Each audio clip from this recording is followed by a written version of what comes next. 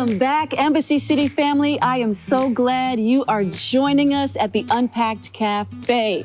Listen, I have an amazing audience. I've been so excited for this day. It is an all-male cast. Let's go, all men. Let's go. Yes. I am so thrilled to be here with you all this morning and with the fellas that are here because we have been talking about this Peace of Mind series on mental health. And there's one thing that I know is that sometimes men don't like to talk.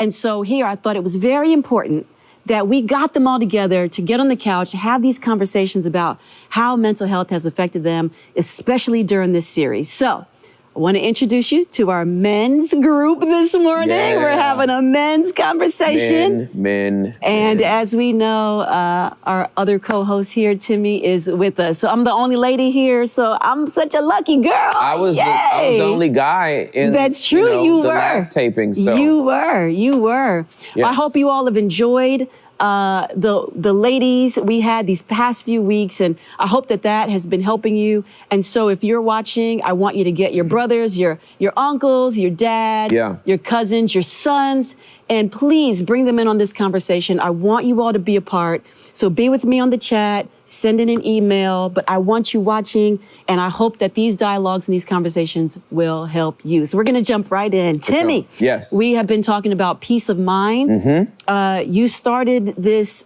series off with what? Silence isn't golden. Silence isn't golden. And then we went to what? Confession is golden, parts 1 and 2. Yep. And then we went to Recovery 101, which we're going to talk about that today. Mm-hmm. And then we had Dan Leanne come. Yep. Dan Leanne gave a great word. He talked about what? What was his sermon series?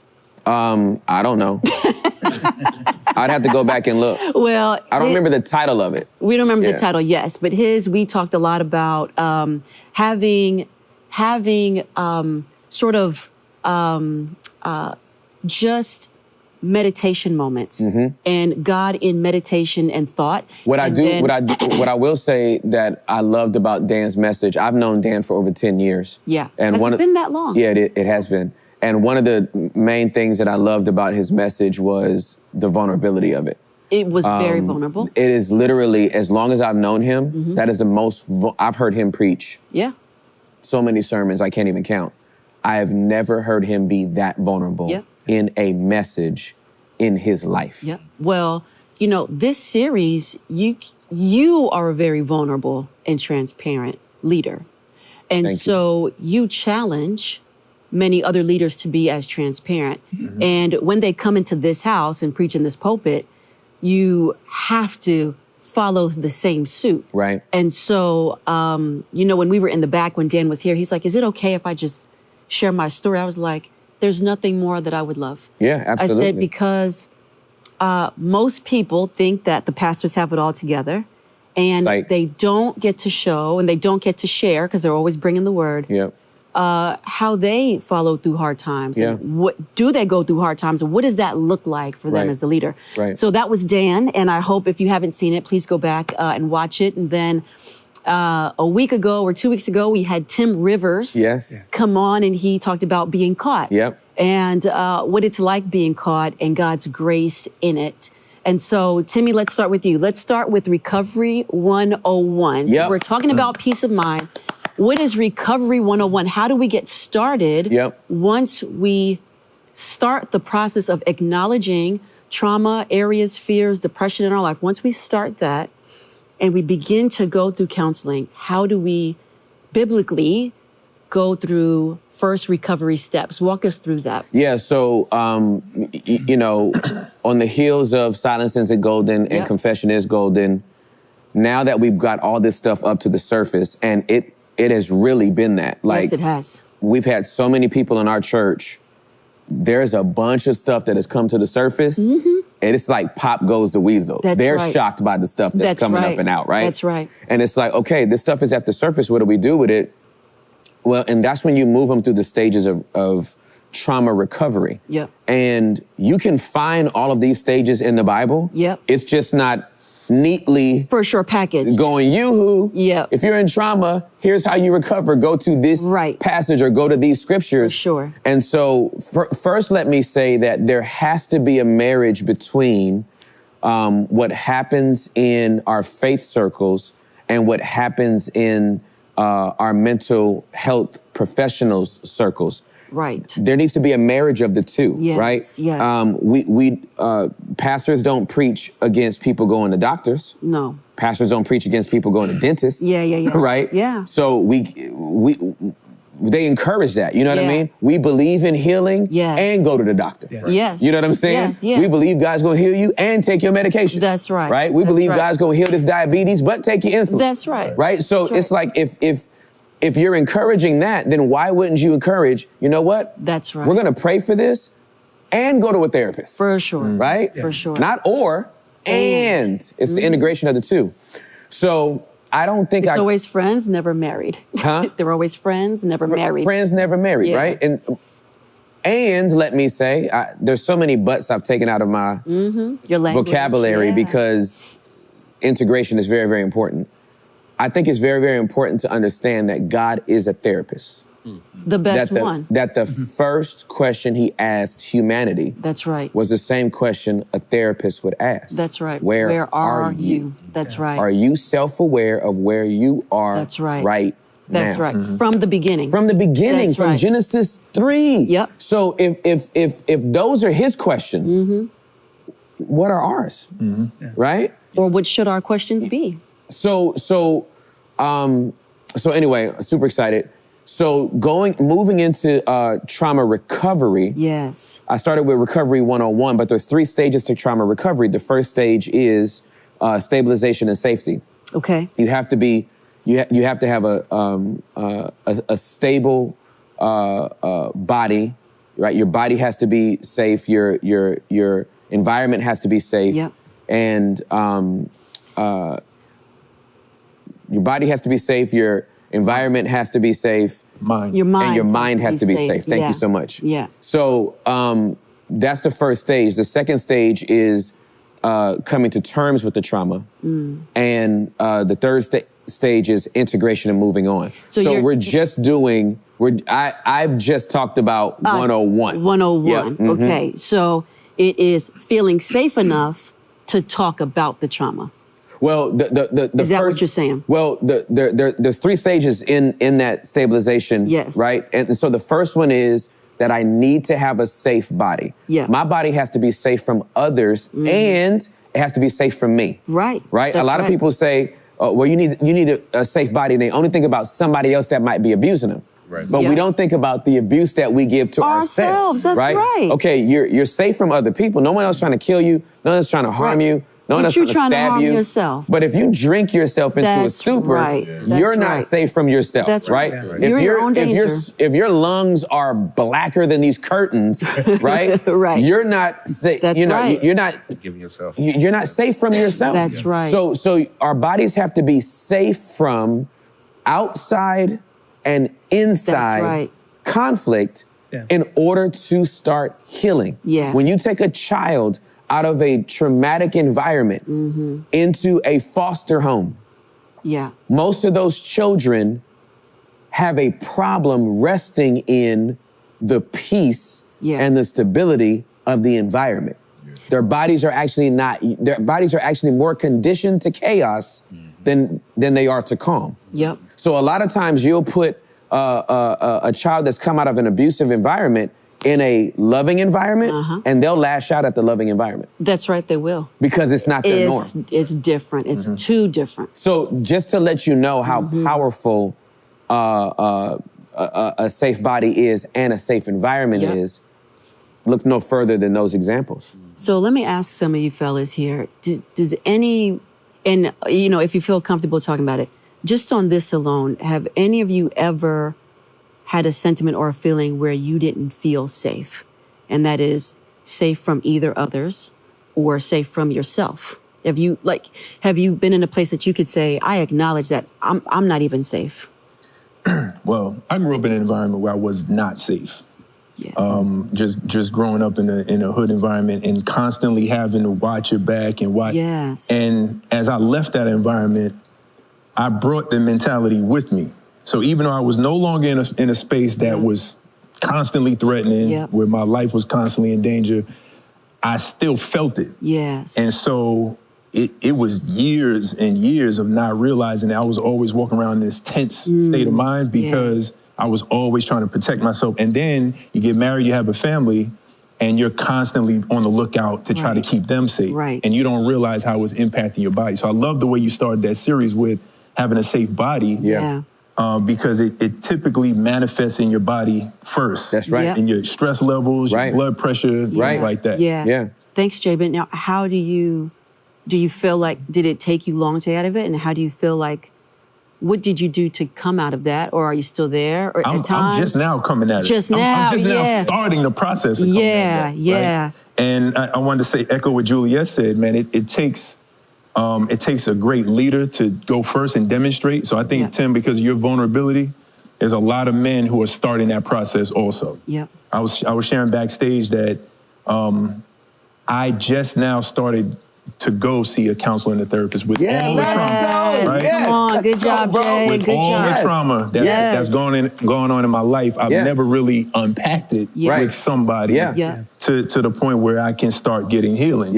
And you just don't know how much those moments stick with you and how much it impacts your mind and how you respond in life. And so I'm just at the beginning of this journey. I'm just at the beginning. But we celebrate you starting. Absolutely. I celebrate it. Let me say that I found out, I think a year and a half ago, from my life coach, that I had environmental trauma. I never even knew that was a thing. I was dealing with sexual abuse and all the stuff that came from that and the pornography addiction. She was like, personal traumas. And she was like, oh, Timmy. Her name's Nancy. Oh, Timmy, you had environmental trauma. I said, what? She said, oh, yeah, that's what you have. You have environmental trauma. I still carry my gun to Sprouts. Bro, I live in an upper middle class neighborhood. Oh, my goodness. I go to Sprouts with my gun. I don't know who in Sprouts wants smoke. No. I don't think anybody does. I don't think so. But that thing is still on me. Because you never know. I don't know, right? But that environmental trauma, there's some things that are like, now I'm not in there set tripping with nobody, you know what I mean? I'm not calling nobody out like, hey man, why you got that vegan bread? Like, you know what I'm saying? But I am, but that I am still aware of the fact that because I have this residue, even though I've worked through a bunch of stuff, I have some residue and there's just some things that make me feel more comfortable because I was in an environment where I thought it was safe and something popped off. So what looks safe isn't safe. Therefore, I have to make sure I have something to go through that. I think you were about to say something, King? Yeah, just how you saying as far as a safe environment and things of that sort. Like him, I grew up in the hood. Like, the hood. Yeah. I mean, it was, and going back and forth between my mom's house, my dad's house, I wasn't safe at my mom's house because it was crackheads smoking crack in the hallway. Wow. In the house. Yeah, like, and when I tell this brief story, like my first time ever, a therapist told me I had post-traumatic stress disorder because I seen somebody get murdered when I was 11 years old. Wow. Taking out the garbage. Wow. I was just taking out the garbage and she came around the corner, boom, killed him right there on the spot. I watched the whole thing happen. Wow. And then to get up to go to school the next day and you still see. No, that's crazy. Yeah, so going through that. And then when I would go to my dad's house, it was sexual abuse. Wow. You know what I'm saying? So growing up and now, like you said, I'm just getting to a point where I'm able to be cool because I was a very angry person. Yeah, for sure. And some people know me, I go, you know, my name is King, but some people call me Chill. And I say, yo, stop calling me that because that's a different person. I created that person. I did the whole gang banging thing. And like Tim, I carry that fire with me to this day. Right, exactly. I got my pistol on me all the time. That's right. Because I don't know. I mean, and I'm the guy, when I go to a restaurant, I need to sit at the back of the restaurant. Yes, me too. With my back to the wall so I can see everything that's happening. Yeah. Absolutely. My ex-wife asked me a question one time. She was like, do you do this all the time? I was like, yeah. And I walk in a place and I size up every guy in the building. Yeah. Because like I would walk in a place and see him and be like, yeah, okay, that's gonna be some work right there. You gotta have a plan. You gotta have a plan. You gotta have a plan. You know, so now I'm just not getting to a point of staying with me. Exactly.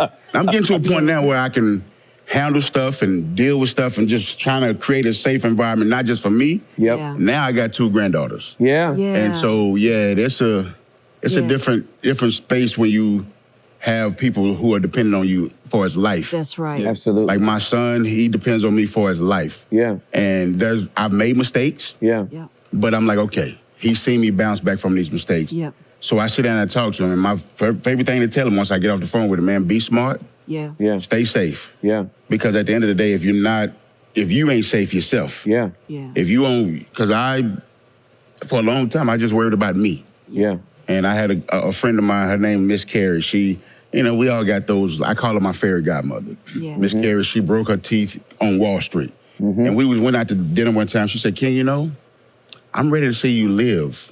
She said, you've just been surviving. And I really just been surviving. Yeah, for sure. Well, I wanted to bring up what you said because it's a good point. You created Chill. Yeah. To survive. To survive, exactly. Right? Yeah. You had to literally create an alter ego. You had to disassociate from yourself so you could survive. Yeah. But that started even before you created your alter ego because you had to be 2 different people at your dad's house and at your mom's house. Yeah. So even being the product of a divorce splits you. Yeah. And who I have to be to survive my mom's house, crack and murder, right? It's completely different than what I have to do to survive at my dad's house, which is sexual abuse and secrecy. Yeah. So it is, I just think it's so important to understand when we're telling somebody, when you tell somebody, go get help, or you just need therapy. Yep. What does that mean? There's levels to this. Yeah, for sure. It is not as simple as that because what body are you bringing in there? Wow. Your body has kept score on all the things you've been through. That's right. And so what body is coming with you in there? Is this therapist safe? Do they actually have the expertise for what you're actually going through? Yep. A therapist can have different levels of specialization. And so PTSD may not be in that person's wheelhouse if they're a marriage and family therapist. Right? Sure. You know what I mean? If this is sexual abuse that's been very, very deep, you may need to know, have you had any education and study? Does your degree go to this level? You have to do your research. You have to do your research. And so I commend all of us for being vulnerable enough to say this is what we want to step into.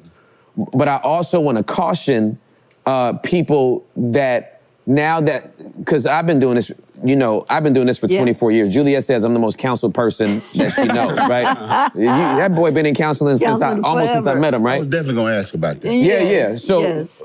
So I and ongoing. And ongoing. I'm a lifer in it, right?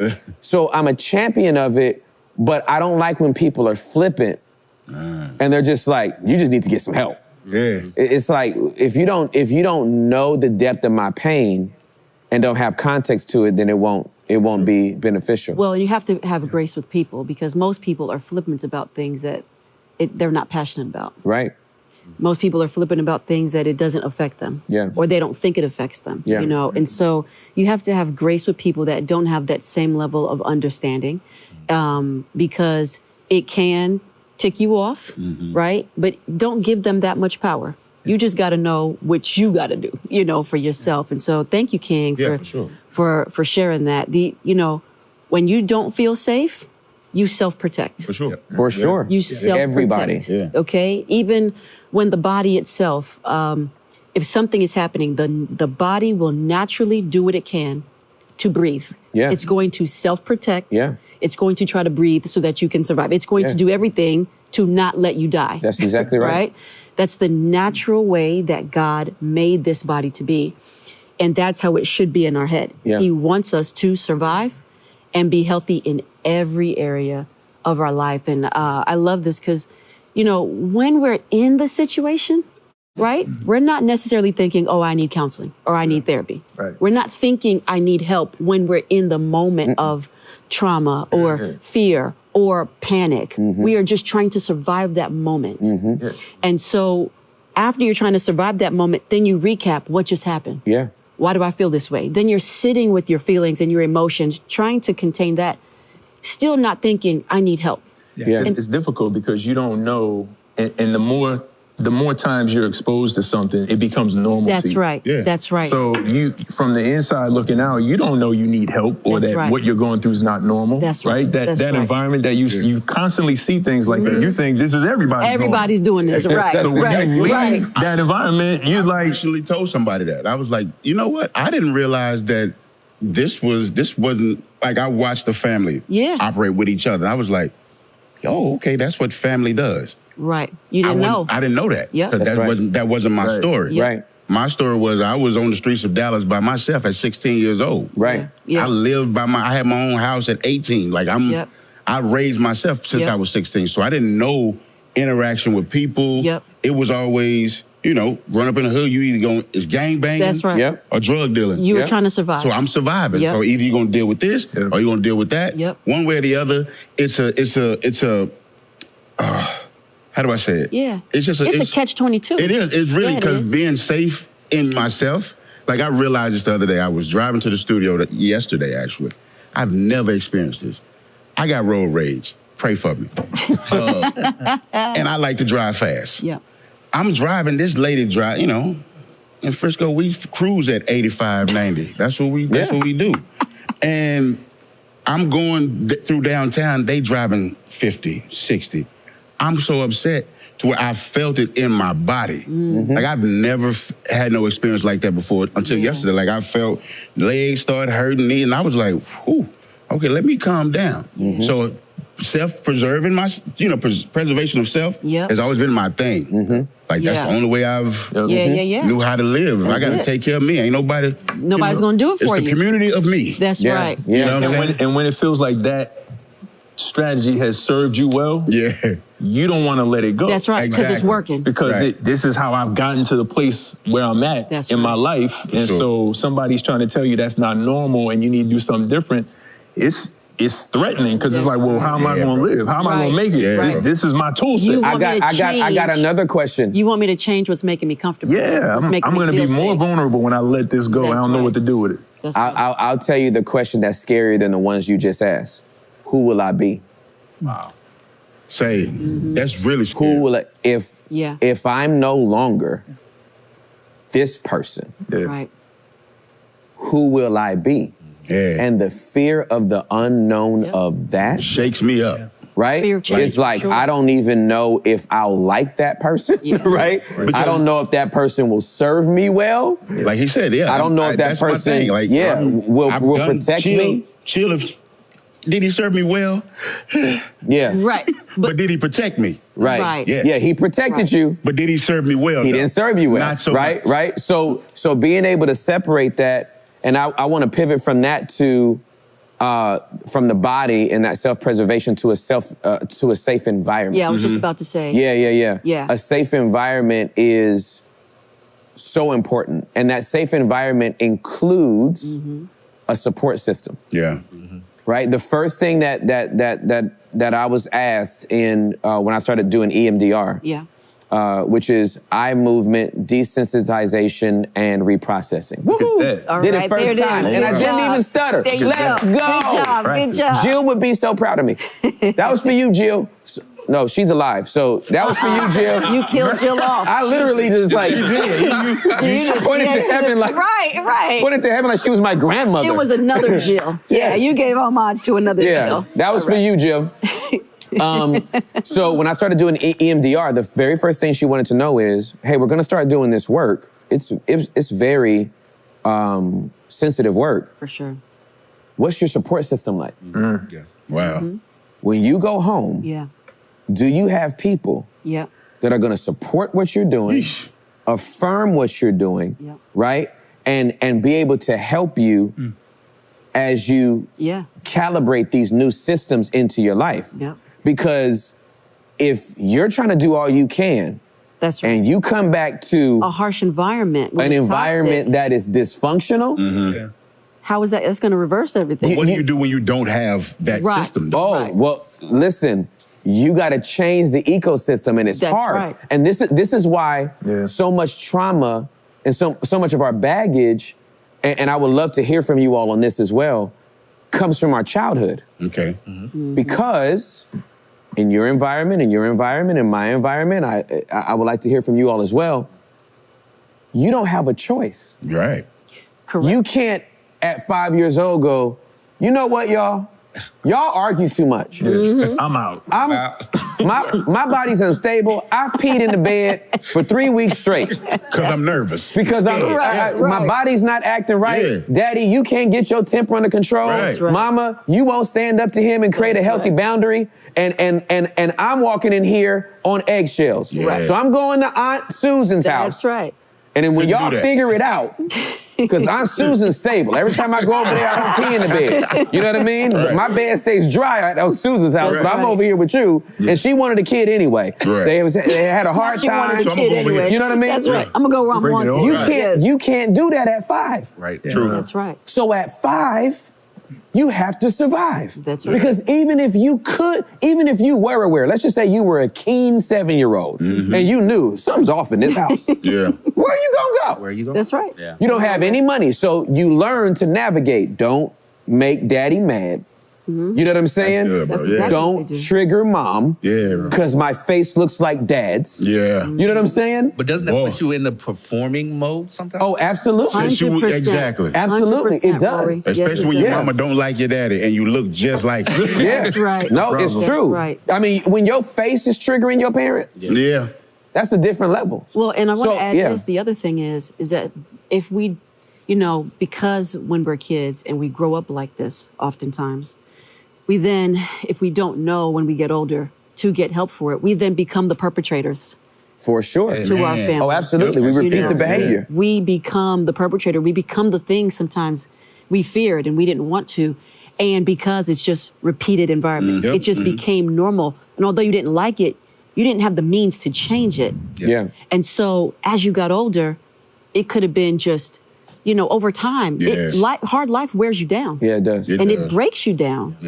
And so by the time you get of age, you can be like, oh, well, you can become easily a product of your environment. And then you just become that same person. And so you actually have to work hard to try to not become. And sometimes you work hard trying not to become, that you still end up becoming. You still end up becoming. Or a different version of it. Or a different version of it, yes. So here's a question for the guys. What are your environments like? And are they reminiscent of a toxic environment? And if not, what have you done to change it to make it a healthy environment? I think for myself, not everybody's environment is as obviously traumatic. Right. Sometimes there's suppression of it, right? 100%. And I think it's what I've discovered for myself is that it's always going to manifest itself in your body. Like it's just always, my childhood, I had wonderful parents, great home life, all that. But obviously there's some suppression somewhere. There's some things in there that something weren't as obvious, right? And I think about 2 years ago from my own life, I remember I was dealing with some breathing issues, right? I was having some shortness of breath and I was like, what's going on here, right? And so my doctor said, hey, bottom line is you've got stress and anxiety. Like you're dealing with some severe anxiety right now. Wow. You need to pull away. You need to give you some breathing techniques and all this kind of stuff, right? Gave me all these different remedies.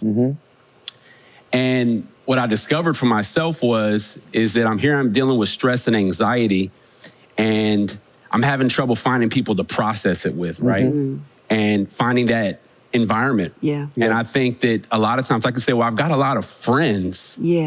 But all your friends doesn't necessarily mean it's the safe environment for you, right? You need to find people that you can process with, whether it be a counselor, therapist, whatever, but also your peers, those close people that you trust. Yeah. And you got to begin to identify, okay, he's safe. Yeah. He's safe, right? Yeah. And I think we miss it at times when we look at our group of friends and we're like, yeah, I go watch sports with this group over here. I go do leisure activities with this group. But what about the safe ones that you can process with? Right. And I think that was my issue, is that I had to start to pray and identify these people in my life that I can say, hey, is this a safe environment for me that I can talk through some things with? And I realized I didn't have a lot of that, you know, when I was dealing with my own anxiety, because it can be a lonely place. Especially when, for myself, I'm pretty even keel with things. I'm not as expressive. I'm not, but when your body starts to say, hey, there's some things going on here, I had to begin to identify and look for that safe environment. You had to be intentional, really intentional about it. How do you build a safe environment when you don't trust nobody? I have trust. They'll have trust issues. Super trust issues. Yeah. Because of things that had happened in my past with honestly, just with mother and father. Things, you know, it's like, yo, I don't trust nobody. I got to be honest, this guy, not for the show. Tim is one of the only few people I trust that I know I can talk to about anything, and I don't feel no judgment. You know what I'm saying? So if it's something that I really, I try not to bother him, but because like you said, he's a lifer with the therapy, and I don't want to add to his. You are not my issue. You know, nothing to it. No. But I want to, you know, how do you build that when you don't have? I don't trust. I want to take this in stages because I just answered this question yesterday for somebody. Okay. Number one, the first thing that we have to do is not make the issues that we had with people other people's issue. So your trust issues came from the breach of safety, confidentiality, and nurture that you were supposed to get from your parents. That doesn't mean 8 billion people on earth are about to do what your parents did.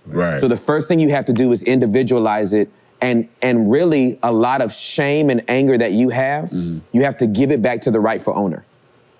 Because some of that is not yours, it's theirs. Then how do you do that when one of them's already gone and another one is... You don't need them here to do it, right? And this is the power of therapy, right? Therapy can allow you to process some things even if the person is no longer here or if they're unwilling to speak with you.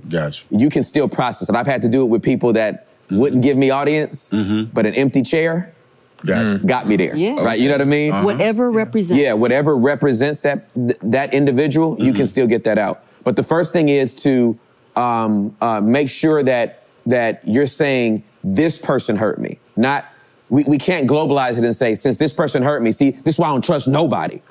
Well... But it's what a lot of people do. That's what I do. I'm right with you. So it has to be individualized, right? You have to assign it to that person. Secondly is, trust is not default. Faith is. That's right. So when you say, oh, I don't trust nobody, nobody's asking you to. What you do have to do is give yourself permission to put your faith in somebody again. Trust is built over time. God doesn't even tell you to come into a relationship with him and trust him.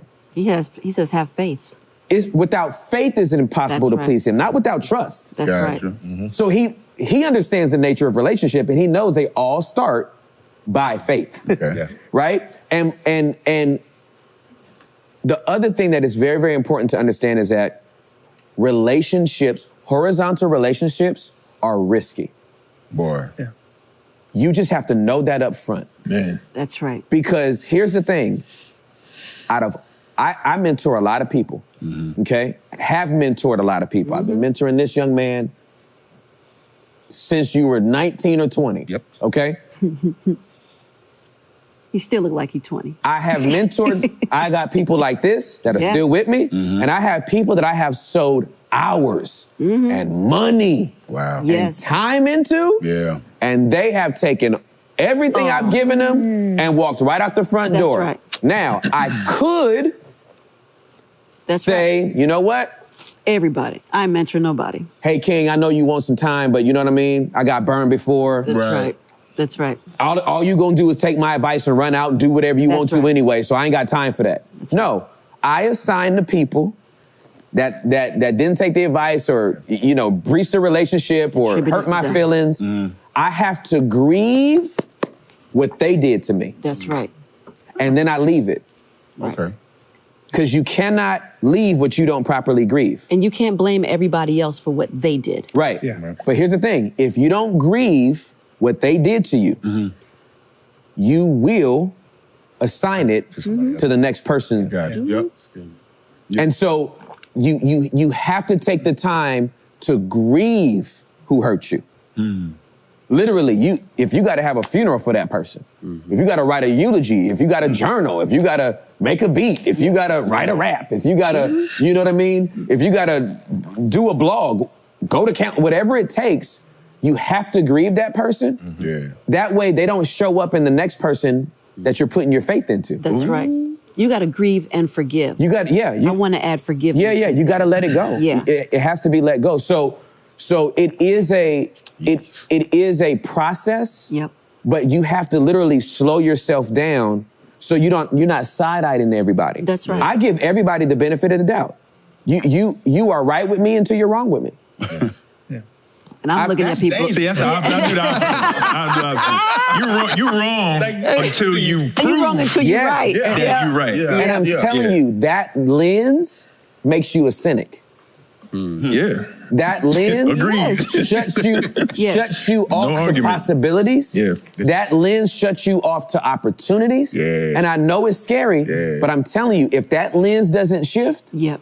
you will literally, you can miss some of the best relationships and you can miss some of the best opportunities because you're still kind of like squinting. Yeah. But your squint isn't even at them. It's at the past. Yeah. It's at the past. Yeah. But that lens that they have that lens for that reason, because that lens, even though it's cynical, I know it may not be right, but they feel protected by that lens. They do. And the big thing is you don't know you have that lens. Like the biggest thing is awareness. Like you can do the things that you're talking about once you become aware. It's like you start digging in and seeing where did this come from, and then you can assign it to the right people. But most of us are walking through, we have a trauma moment and we take that and then we respond in the next moment. You're never looking back and seeing what happened and dissecting things. Not taking that time. So it's not until you realize that, oh, wait a minute, I have to face some things and then start to reassign that you can do that. And this is why, let's go back to Genesis 3 real quick, okay? If God doesn't come get Adam, he stays in the bushes. That's true.